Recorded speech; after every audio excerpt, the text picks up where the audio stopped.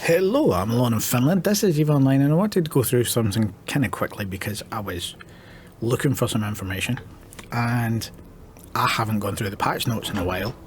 So it's something that I didn't know what it was, I didn't know where to find it.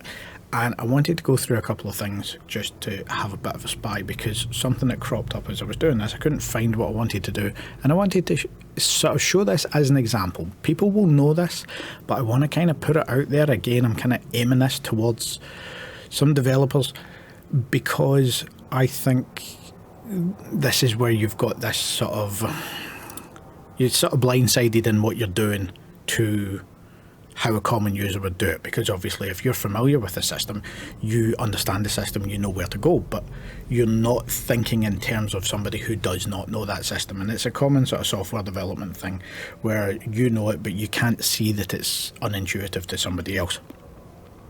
So with that being said, and to sort of protect my stuff online, I'm just going to, on the right hand side of the screen, bring this up because I don't want all of my sort of details public. But as you can see here, you've got your sort of news, you've got your patch, you've little newsbeat things here that's easy to look over because this is very compact, a lot of information and a lot of garble.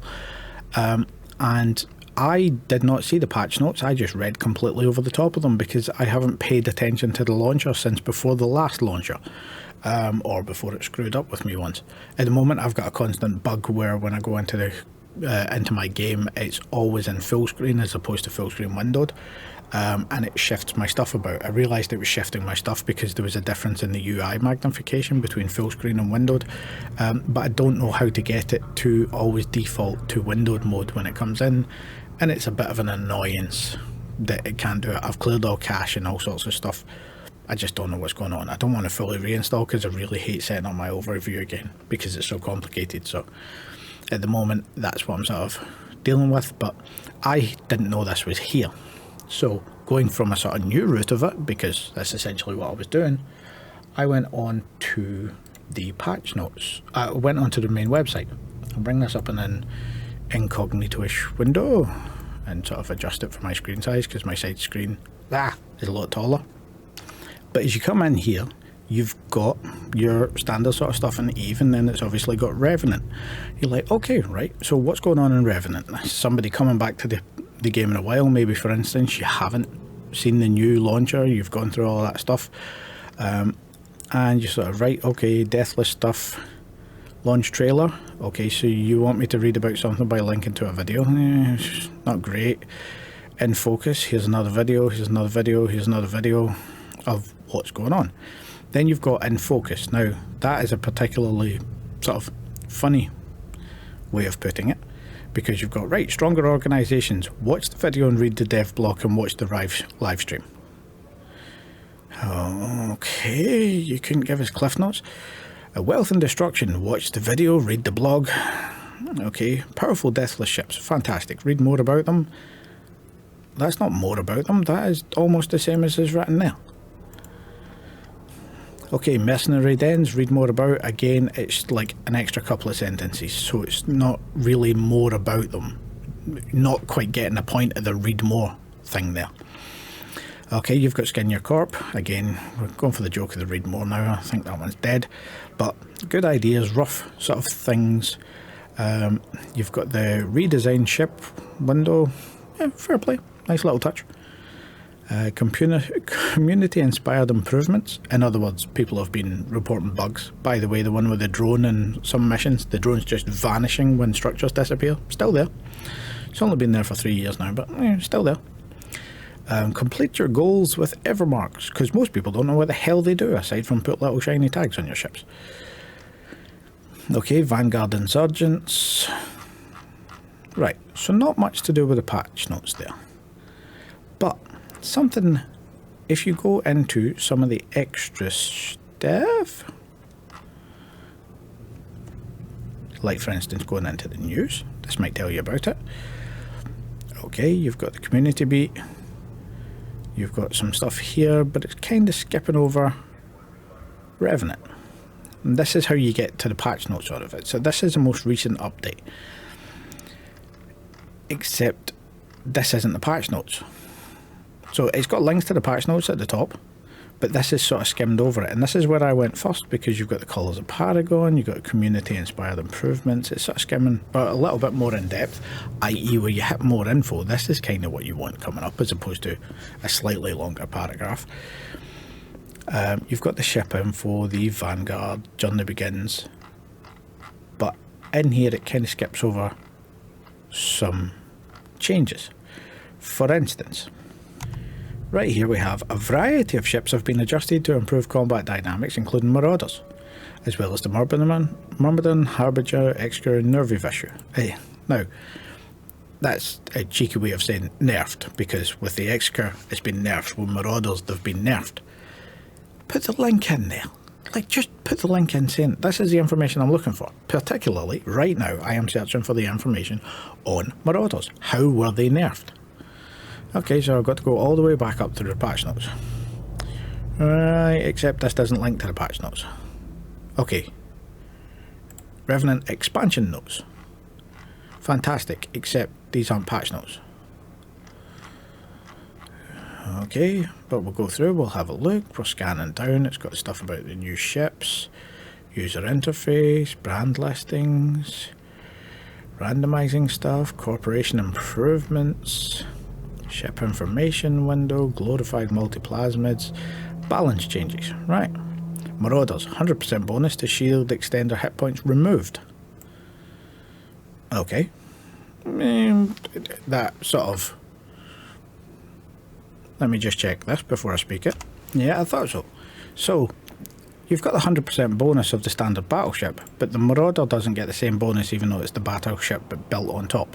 Now, I'm not saying that they didn't need adjusted. I'm saying that that particular adjustment seems daft. You take out something that's on the base ship. Okay, I can agree that they need changing in some ways. That just seems like an odd change to do. But let's continue. 50% bonus to armor plate removed. That's the same one as is on the battleships when you're talking about the other versions, the armor, etc. 5% bonus to reinforced bulkhead hit points removed. Yeah, if you're in structure, you're fucked anyways. So, Marauders continue to be incredibly dominant in all areas. So it was a little nerf. Now the Vargar needed a nerf. Basically because the Vargar is the one that a lot of multi-boxers were using, and they were using them to ridiculous effect. For instance, they were running 20 of them at the same time and you couldn't alpha any of them off the thing. Their fit was absolutely insane, and it's become the multi-boxers sort of go-to and essentially unbeatable. So I can understand for that particular one getting it. So you've got a little bit of fall off reduced, not by much, CPU reduced to make fitting a little bit harder. Okay, that I completely understand, I completely get. Pulling out a bonus that the main ship has as opposed to adjusting something else that is a bonus for the specific Marauder seems like an odd thing. Now it doesn't actually affect me, I am just stating it's an odd thing because, to be perfectly honest, the one that I use the most is the... what do we have? The one I use is the Amar one, the Paladin, wherever that happens to be because I've forgotten how to use my stuff. And my Paladin setup, I don't use it for PvP, I use it for PvE, and the thing is, with one repper on, it will go through absolutely everything, and obviously a boost to the armor plate isn't really an issue because you're running off of the tank in that situation as opposed to the armor plate. So I can sort of understand it, especially when you're talking about alpha damage and fleet warfare. It just seems an odd one to remove when it's something that exists in the base battleship. But possibly that's sort of, I can understand a reason for it, and just not great. But getting back to the main point of that is to find that, because of how sort of how small in the launcher it is to actually see the patch notes, that's a bit of a pain in the ass. And I wanted to search for one thing from the most recent patch. If you're somebody coming back, then you're not going to go through all of the patches, all of this information, because this is one patch. So you're talking 3 to 4 patches a year. And by the way, this is one patch that if you go I'm trying to find the actual patch. I can't remember where they were. I did find them at one point where I had, aha, here it is. Let me just copy that across. So here's the actual patch notes for it, where it goes through specific things. You have a load of things, but one thing to notice is you've got the initial release and then the latest update. So even within the patch notes, you've got multiple patches that will adjust things over and over again. So you've got patch notes for this date, then patch notes for the next date. So all of this information is expected every time there's a patch. You've got, what, 2 to 4 to 6 a year. So you've got these, and if you're out for a couple of years and you come back in, that times how many is what you're out. And remember that when you lose something, especially if you're somebody that plays more casual, and you lose something expensive to something that is hidden in this sump of documentation, then that's just going to be an annoyance, a fantastic annoyance to most people. Now, I've had that, and luckily all I lost was a blockade runner, but it was an awareness. It made me aware of having to check absolutely everything time and time again, because I had been out for a fair few years. So when I came back in, a lot of stuff had changed, and even the stuff that I recognised to have changed was not the most severe of it, or not the most sort of incentivising. And this is something that I think needs very specifically addressed, because you're talking user friendliness here, and you're talking user friendliness in a particularly complicated game. So little things like that are something that obviously, if you know where everything is as a developer, you know to go there, but somebody who's new to it doesn't. So when you're talking about the sort of the unapproachability of the game, it's not just in the game, it's in the documentation and the amount of stuff you have to not just learn for the game, but relearn every time there's an update.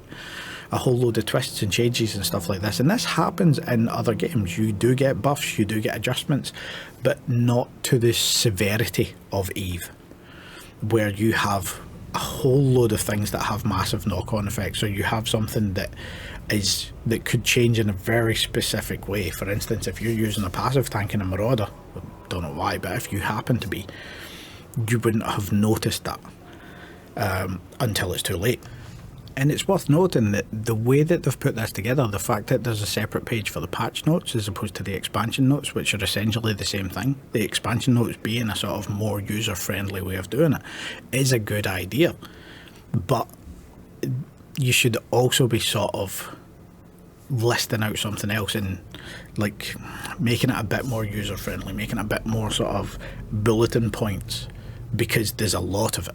So going through a lot of stuff here to get up to date, especially when you're talking how much stuff, when you could put it together in a simpler thing, especially if you have, for instance, like a returning page on the website where you've got, okay, you have been out, when was the last time that you logged in, possibly sort of linked into your actual login. You've been out from there to there, here's all the relevant patch notes, here are them categorised by high sec, low sec, ships, mining, whatever. So sort of categorising them so that they're quick to do, or even something in the game where you load up a ship and it just goes, okay, you've not played for the past 5 years, here are the modules that have changed, here are the relevant patch notes, and quick links off to the list of stuff that's going on. Yes, it's a bit of a database exercise to be able to do this, but at the same time it's user friendliness. And when you're talking about the amount of user friendliness that they're trying to put into the corporations, I think this one is actually far more important than the corporations, because you are talking about something that everybody deals with, as opposed to just the people managing corps, or like the people sort of looking at alliances that already have those tools at their disposal outside the game. This is something that makes it nice and simple for people to come into. While I'm just going through this, I'll throw it on at the end because I didn't see it before, but the Absolution has had their turret damage increased from 10 to 20%, and rate of fire bonus has been removed. So it's got a bit more damage, a bit more hit, but fires a bit slower. This is because it was one of the least used ships in the entire game. The Myrmidon Navy issue has had the repair amount, so it's more tankier, repair amount increased. Velocity's been slightly increased and agility's been slightly increased. Again, not a particularly well used ship. Yes, there are people out it, and I actually used the Myrmidon quite a bit, but in general it's not been one that's been sort of had a lot of attention to, and this is what they're doing. They're trying to buff the ones that have got less use of them, which is always a good thing. In my opinion, you should never nerf anything, you should buff everything. So if you've got something that's overpowered, bring the other things up to the same level of power. And Eva's done this before. They've done it fantastically at one point where they just doubled the amount of armour that everything had. It was nice and simpler because they wanted to extend the fight time. They didn't want so many people just getting insta popped and game over. So they just doubled everybody's armour. They also did it with it was both a nerf and a bonus at the same time with the drones. This way back in the day where you could kick out 5 drones per level. So you could have, for instance, some ships that could kick out 25 drones. It was a fantastic thing. It was lots of damage, but it was server time because the drones need to be calculated on the server. So they reduced it so that you get 5 drones maximum. They adjusted the skill so that it was the same damage output, and they adjusted the armour on the drones so that they were tankier.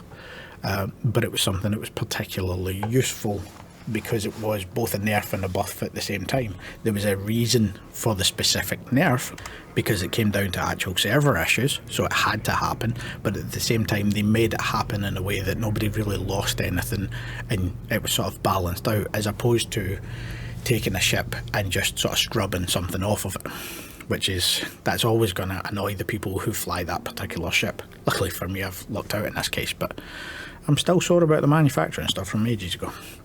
The Executor Navy issue, again, the most used combat ship in the game at the moment. Medium hybrid fall-off has been reduced from 10 to 7.5. Base velocity has been reduced by 10 meters a second.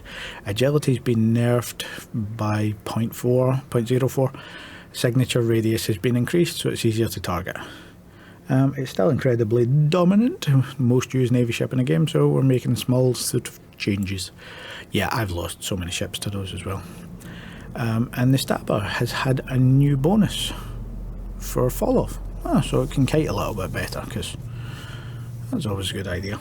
It's still a glass cannon though, so we'll see what happens with it. But again, changes are always welcome, they're always good to have, and sort of putting them in the context, and that is particularly good. Like, for instance here, there is a nerf happening because of it, but they're explaining why.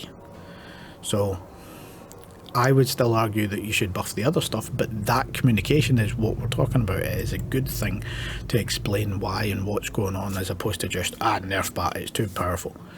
So that's a good part, but we need a bit more communication in general, not just for this, but what's going on, why are we doing it, things like this. This is a good example of it done well, but like for instance, the ideas with the Skinner. A simple roadmap, little thing put down. In fact, we can actually have a look at it here.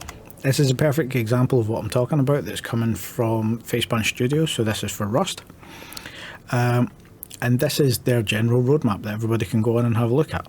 And again, if you click on anything, you'll get more information on what's going on, comments, sort of pro and for. You'll get people being able to talk about it, share their ideas, and at the same time, you will have the developers sort of being able to see that and things like this. So here, quick in their roadmap, you've got epic end when server wipes happen, better terrain, stop ping faking, planned stuff that's going on, stuff that is being researched to be able to be better, stuff that has been rejected, which is a good idea. And when you go into this, like for instance, research shows that every 6th player on the official server is cheating, sometimes has cheated in the past. That's interesting. No comments into where that research came from, but you're still getting comments on stuff that has been rejected. Me personally, just off of the quicker things, quick opinion on it is official servers, there is a lot of people cheating, and I've seen it even on private servers when I've hosted the server for a few months. It's there, but it's fairly easy to track, it's easy to deal with, and it's not a big part of it. So one of those things. It's more to do with having moderators and stuff like that, as opposed to the likes of Counter-Strike, where you've got blatant cheating that's going on that could be mitigated by a couple of little detection scripts. But having this out there allows people to see, allows people to comment and feel that they've been heard. So it's something that's good. You've got lots of things here that have sort of come and gone. And if you've had a look at Rust at any point, I would have a look at this just as a good example in general. We have this particular fantastic, essentially news outlet, Shadowfrax.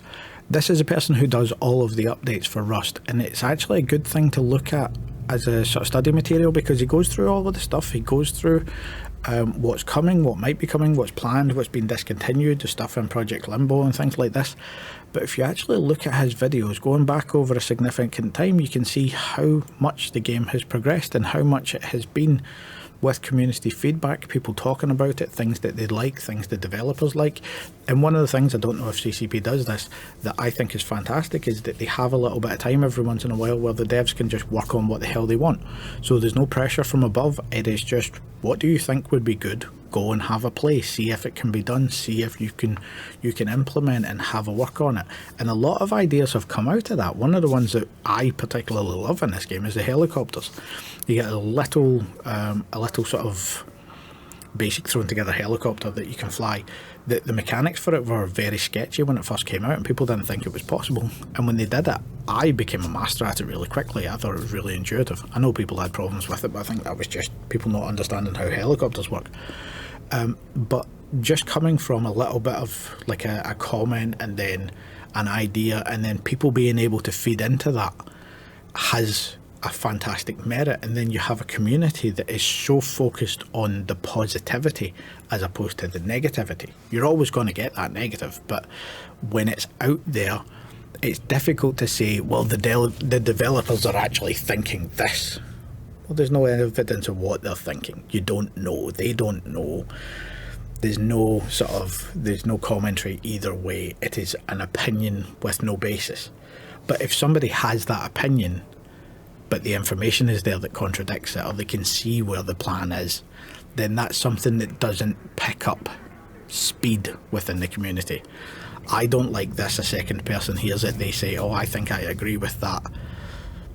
But then there's nobody to sort of shut it down and go, look here, they're talking about this, they're saying that that's not the case, this is what the actual case is. So you're sort of fighting the propaganda that people's heads create because they assume the worst. So this is where I think that a little bit of effort should be sort of looked at in general, with the communication, with streamlining what's there, with keeping people up to date, both in-game, to do with the changes, to do with the new stuff, to do with the plans, and that it would behoove CCP to actually spend a bit of time on this communication, because at the end of the day, it's essentially a hearts and minds campaign. And it's not just for the players, it's for the potential players down the line. Because a lot of the stuff that crops up on my feed, when I started making these videos, the stuff that was cropping up on my feed was sort of the false propaganda. And, look, you can make hundreds of millions per hour doing this thing that was never possible, or this thing that is a niche thing that would only happen for 30 seconds, etc, etc, etc. But now that stuff is actually sliding towards people having a bad time and even disliking the game, or saying that they're not going to play again, and this is why. And that is something that needs to be knocked out, especially when some of it's false. Because although I've mentioned Pirate Software for his commentary on it, and I think he was accurate with his Boschman stuff, absolutely. And your man is a well-respected game developer and just in general genius, I think. There's also some of the people that are out there. For instance, there was one particular one, I can't remember the guy's name now, but there was a video that was shown about all of the ways that CCP is sort of exploiting the gamers to make more money. But none of it was based in reality. Most of it was extremely far-fetched. But I was looking at the views on this video going, oh God, and then looking at the likes going, that's not good. Not just this is something that's wrong, but this is something that's wrong and people are liking and agreeing with. And it wasn't it wasn't something that was easy to listen to or follow. So if people are liking a video like that, it's got to be the subject matter as opposed to the presentation. So whereas mine, people dislike everything, so that's my advantage. But yeah, so I thought I'd just mention that, because this is something that me just trying to find something as a player who's been playing since 2005 was sat there going, where the hell is this gone? So, but yes, if you want the patch notes in general, they are on your launcher, hidden in this little line here, and it goes down so far. But be aware if you're coming back to it.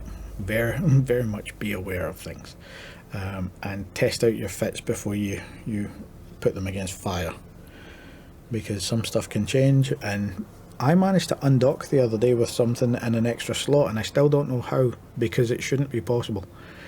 But I had I can't remember the ship now. Is it in here? No, there is something. I can't remember what it was now, but there was something where I undocked, and when I undocked it wouldn't let me through a gate, and I was like, what's going on here? And I went back to the station, and when I went back to the station and went to undock again, it wouldn't let me undock, and I was like, oh, you have a problem. And it was one of the things that crops up where you have an extra module, when they've changed the module slot layout of something. That was it. It was one of my Tech 3s. They changed the module slot layout of the particular add-ons for Tech 3, so it changed what was going on there, and for some weird reason I got out of the station with it. So luckily I didn't go harvesting with that, because it was a really good setup, but it would actually have been an exploit, and I don't like doing that. But just a little example of stuff that's going on there. So thanks again. Please leave your comments, feedbacks.